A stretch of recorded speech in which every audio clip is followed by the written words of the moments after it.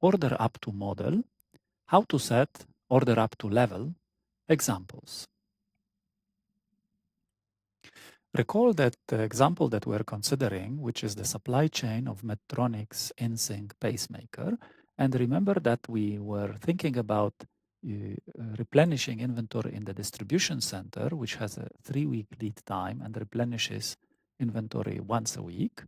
And we also considered one sales representative, Susan Magnotto's territory, which is one of sales reps here out of around 500. And the Susan orders once a day, and the lead time is also 1 day.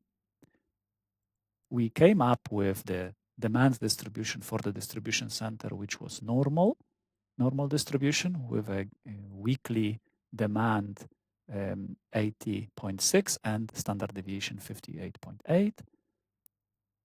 And we also determined that it's a good distribution to assume for Susan's territory. We could assume Poisson distribution of the daily demand with an average of 0.29 units per day.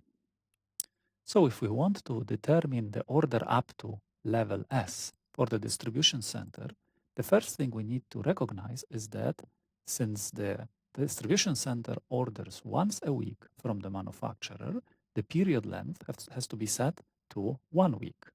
And given this setting, the lead time has to be set to 3 periods because the lead time is 3 weeks and 1 week is a period, right?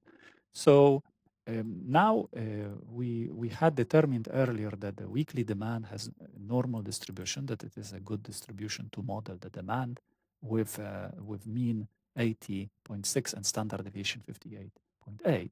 But in order to calculate the order up to level, we have to first find the demand in L+1 periods, because if you recall, this is the news vendor's demand that we have to assume, and that S has to be somehow satisfying with certain confidence. So demand in L+1 periods, that's L+1, 3+1, 4 periods or 4 weeks, right? Maybe I should put here periods, right? 4 periods, normal distribution will be, we'll have a distribution with some mu4 and sigma 4, which will denote the mean and standard deviation for a 4-period demand. So in order to get this from a mean of 1, we have to multiply the mean by 4, and assuming demand across weeks is independent, then we have to multiply the standard deviation by square root of 4, right? Which will get us the parameters of the normal distribution that models demand in L+1 periods. And so now suppose we want a very high in-stock probability like 99%, we can then calculate it as in the news vendor model by taking a quantity that will satisfy the demand, but in this case demand in the L+1 periods with 99% chance. So this F now corresponds to a cumulative distribution function for this normal demand with in L+1 periods in 4 weeks. So if you plug this in, right, you can calculate it in Excel using a norm in function, putting the in-stock probability as the first parameter, mu4 and sigma 4 as the parameters of the normal distribution function, right? You will get a value 596. This is, of course, also rounded up. You can get a fraction, but it only makes sense to have an order up to level equal to an integer value. And if you want to certainly deliver 99% or higher in stock probability, you should round it up. Now, given this, we can now calculate the two measures that we mentioned before, expected back order at the end of the period, how much demand is not satisfied immediately in the period, and expected value of the inventory on hand, inventory that will be carried over from the period to the next period. So if you recall, the first one is just the news vendor's expected lost sales, and there is the special normal loss formula for that. So this, if you calculate this, you get just 0.4 units. So there's actually a very tiny expected value, right? It's less than 1 unit that you're expected to have on back order at the end of the period.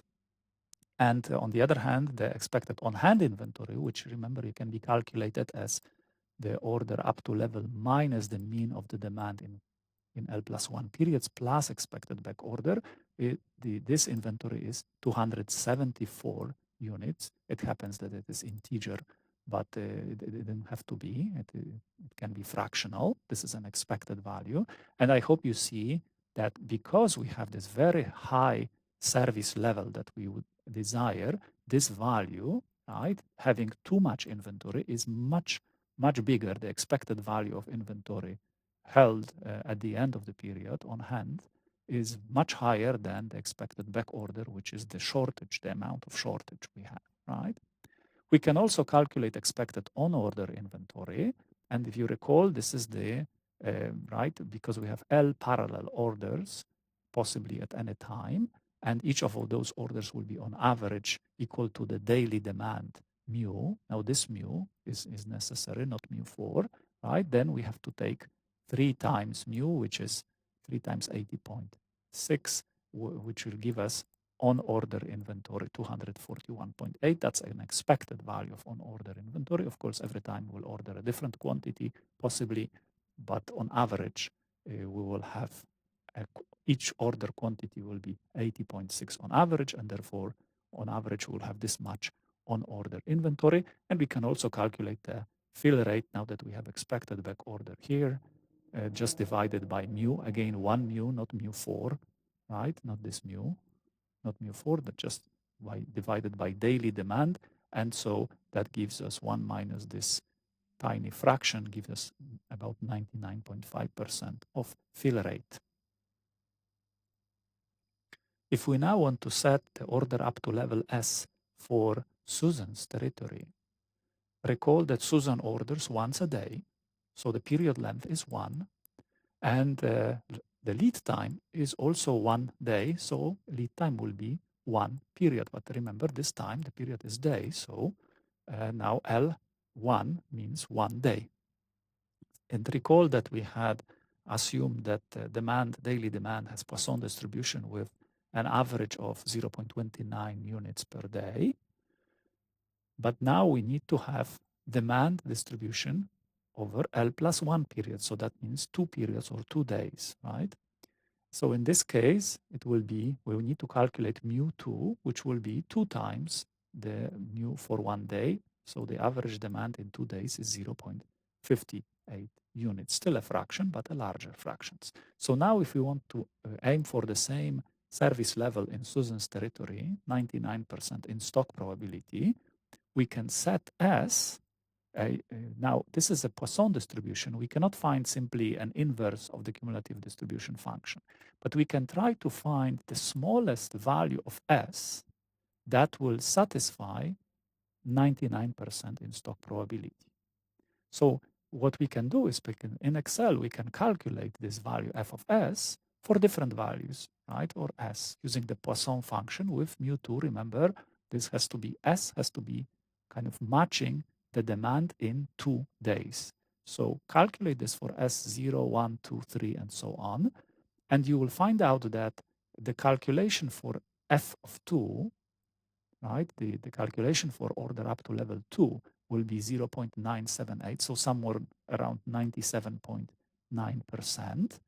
That's still insufficient, but if you calculate for S3, you will find out that the probability of being in stock is going to be over 99%. Actually, it will be 99.7%. So that already is higher than our desired in stock probability. So therefore, we can say level 2 is too small, but level 3 is already sufficient, and there is no point in increasing it further because this one already satisfies our requirement, and assuming higher order up to level S will just increase costs further without bringing us closer to the desired in-stock probability. We already achieved the desired in-stock probability with S equal 3, right? So we have to set S to 3, and so we assume order up to level S is 3. Susan should always reorder in such a way that inventory position is matching back S equal 3. And the same way as we did for the distribution center, we can calculate expected back order at the end of the period. This is a potential shortage that she has as the same formula as the news vendor's expected lost sales. But please pay attention here that because the demand is not normally distributed here, the demand has Poisson distribution. Because of this, the expected lost sales have to be calculated using Poisson loss function with this mean mu2 and quantity s. So there is a different function here. And if you use this function, you get an expected back order of an extremely tiny fraction, right? 0.00335. Again, if you have numbers like this, please keep at least 3 digits, preferably even 4 digits that are not zero, starting from the first not zero digit. So for example, rounding this, I could round this by like this, but that would be a big error, a relatively big error, rounding error. First non-zero digit, please add 2 more digits afterwards in order to have an accurate value for this.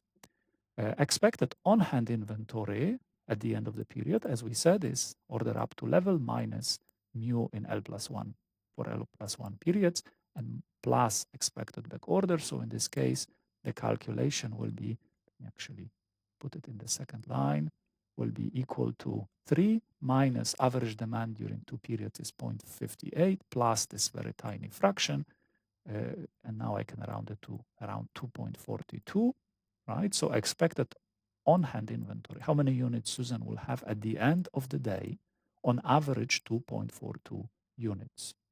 And then expected on order, because she's ordering just once a day and the lead time, because the lead time is 1 day, 1 period, then expected on order inventory will be 0.29 times 1, so 0.29. And fill rate can also be calculated, right, by taking 1 minus expected back order over average demand in a day, 1 day, not L+1 periods, 1 period. So that's going to be around 98.8%.